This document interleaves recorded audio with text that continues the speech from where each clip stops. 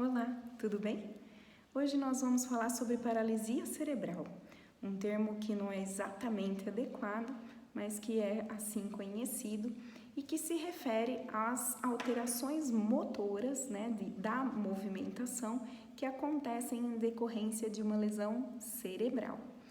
Por que a gente fala isso? Então, todo o desenvolvimento motor acontece ordenadamente à medida que o cérebro do bebê vai se desenvolvendo e as estruturas vão amadurecendo para enviar informações de movimentos e coordenação de movimentos mais elaborados ao longo dos primeiros anos de vida, né?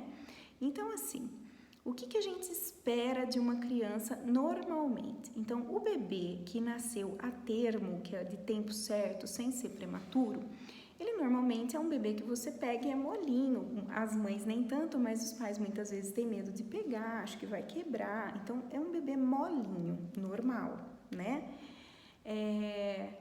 Quando ele está até 2 meses, alguns já desde que nasce, mas isso não é obrigatório. Eu vou falar as datas de limite de investigação. Você fala, mas eu conheço um que fez antes. Ok, se fez antes, mas o limite é as datas que eu vou falar. Então, até os 2 meses, ele pode não ter o sustento cefálico, o sustento da cabeça. Então, esse pescoço não fica duro. Então, às vezes você pega o bebê, o pescocinho cai, né? Então, o sustento cefálico completo, a gente espera com 2 para 3 meses. Então, se você puxa o bebê pelo bracinho, ele não vem arrastando a cabeça, ele vem firminho, né? Com 4 meses, esse sustento já está mais para baixo, no tronco. Com 4 meses em diante, alguns bebês já começam a se sentar com apoio das próprias mãos, não é apoio de almofada e de sofá, porque isso boneca também faz, né? Que não tem vida.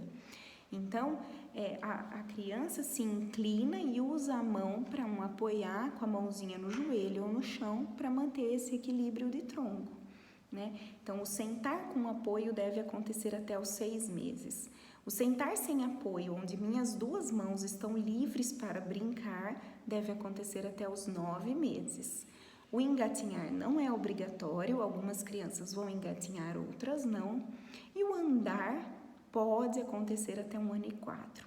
Mas é importante que essa criança esteja progredindo mês a mês, né? E seja uma criança firme. Então, eu vou ver se ela vai rolar, se ela vai puxar para sentar, se ela tenta ficar em pé, se apoiando nos móveis, tudo isso é importante. Uma questão muito importante é saber se essa criança é estimulada.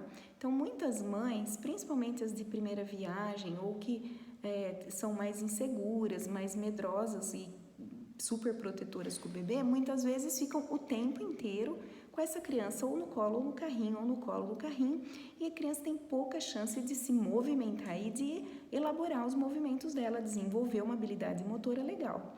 Então, essa criança muitas vezes tem atraso e você vai passar em consulta, não tem nada, e você percebe que a história é de uma criança muito reclusa. E aí você fala, não, vamos pôr no chão, vamos estimular, e muitas vezes melhora.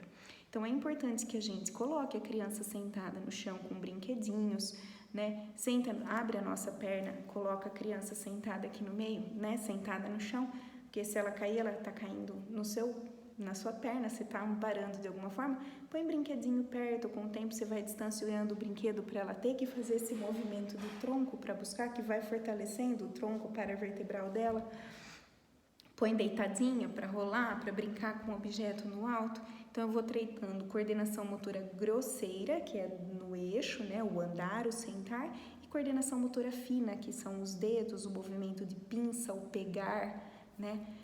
O tocar. Então, tudo isso é muito importante.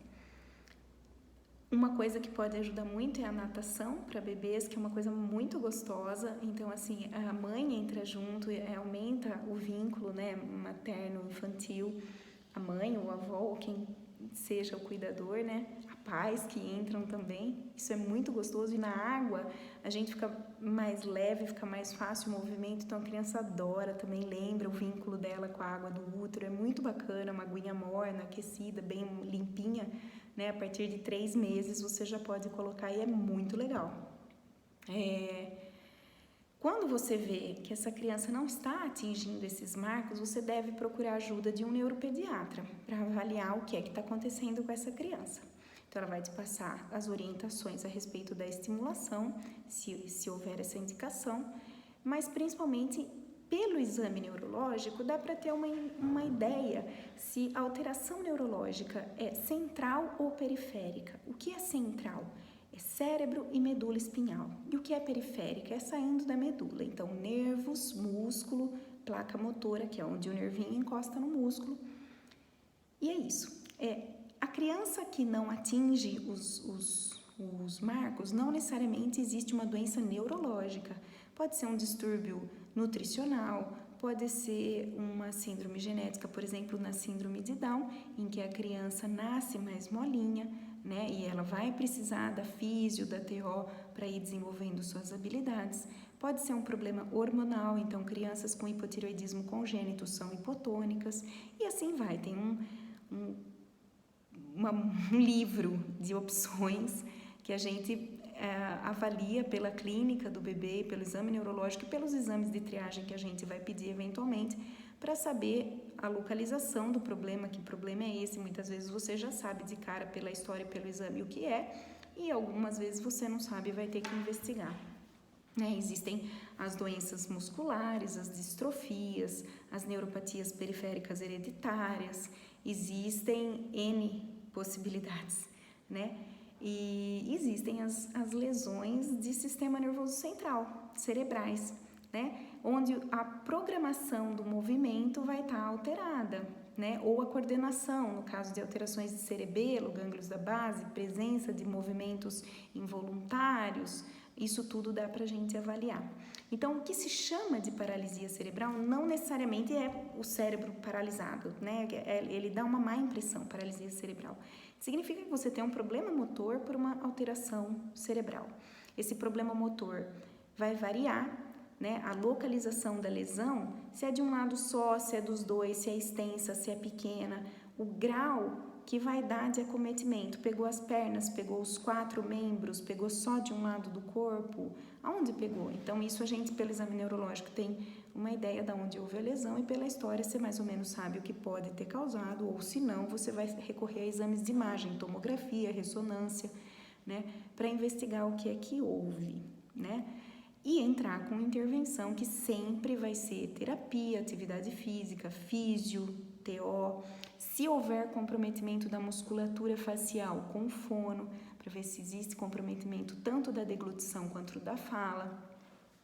E assim vai, né? Não necessariamente existe comprometimento cognitivo, ou seja, do pensamento. Então, é claro que se a lesão cerebral é muito extensa, você vai ter múltiplas deficiências nessa criança. Você vai ter tanto a paralisia cerebral quanto uma deficiência intelectual, talvez epilepsia associado pela lesão cerebral que causa convulsões. Então, o acometimento é mais grave. Se você tem uma lesão restrita a uma área motora, você pode ter uma criança totalmente normal de aprendizagem, inteligente, que vai bem e que tem uma perda de movimento por uma lesão que aconteceu até 2 anos de idade. Então, isso é importante também, né? Se o filho teve uma meningite e ficou com sequela com 5 anos, não é paralisia cerebral, é sequela da meningite, né? Igual quando alguém de mais idade tem um AVC e faz uma lesão por falta de oxigênio, isquêmica, né? Ou hemorrágica, e fica com uma sequela. É a sequela do AVC, não é paralisia cerebral. Então, paralisia cerebral é um distúrbio do desenvolvimento, né? Então, do bebê aconteceu o problema até 2 aninhos de idade e é importante que seja uma lesão não progressiva. A lesão não progride. É diferente da criança não progredir. A criança progride, você treina ela, faz as terapias e ela melhora, mas a doença não. Por que isso? Porque existem doenças neurológicas progressivas, existem as leucodistrofias, existem doenças que são degenerativas, o cérebro progressivamente vai piorando e aí você não chama de paralisia cerebral, o nome é outro. Então, isso tudo são considerações teóricas, mas o que importa mesmo é saber, não é porque tem um atraso motor que não vai bem na escola e assim sucessivamente. O que importa é intervir precocemente. Essa criança precisa do neuro, precisa de um ortopedista, porque a gente tem que trabalhar com eventuais deformidades osteomusculares que podem acontecer caso a gente não trabalhe bem. Precisa muito de terapia e isso é para o resto da vida, né? Quanto mais grave a sequela, a lesão, maior a necessidade de terapias. E hoje tem muita coisa bacana acontecendo que dá para fazer e a gente vai tratar essa fraqueza muscular, a gente vai tratar as sequelas que ficam em relação assim, por exemplo, o bebê nasce hipotônico, ele é molinho, mas ao longo do primeiro ano de vida, à medida que o cérebro vai desenvolvendo, ele vai ficando o que a gente chama de espástico, que é uma rigidez patológica, em que se houve comprometimento do membro superior, ele tende a ficar nessa posição, mãozinha fechada, bracinho encurvado, e a perna é uma perna que hiperestende, o pezinho vira para dentro e para baixo, então ele cruza a perninha, né, em tesoura. Isso chama espasticidade. A espasticidade, ela tem tratamento com medicação, com toxina botulínica e até procedimentos cirúrgicos para alongamento de articulação. E tudo isso, quem vê é o grupo que atende paralisia cerebral, geralmente com neuro, com fisiatra, com ortopedista e os terapeutas que são fundamentais, né? Eu acho assim, é uma coisa muito comum, né? E hoje em dia também eu vejo muito mais possibilidade diagnóstica do que antigamente. Muita criança que antigamente ficou, ele teve probleminha no parto e ficou com um probleminha, e você vê, não é isso a história, né? Que antigamente não tinha recurso de investigação, ninguém conhecia doença genética, ninguém conhecia muita coisa e tudo ficava como sendo o problema do parto. É importante a gente saber que crianças que já são hipotônicas por exemplo, uma doença muscular, essa criança é molinha e ela já é molinha dentro do útero. Então, essa criança não colabora tanto no parto normal, porque no parto normal o útero contrai, mas a criança também vai se virando para se encaixar no caminho do parto, ela mexe bem, né? E a criança que é hipotônica, ela não tem força para empurrar, para chutar bem o útero, para ajudar a descer. Então, o parto dessa criança é mais prolongado.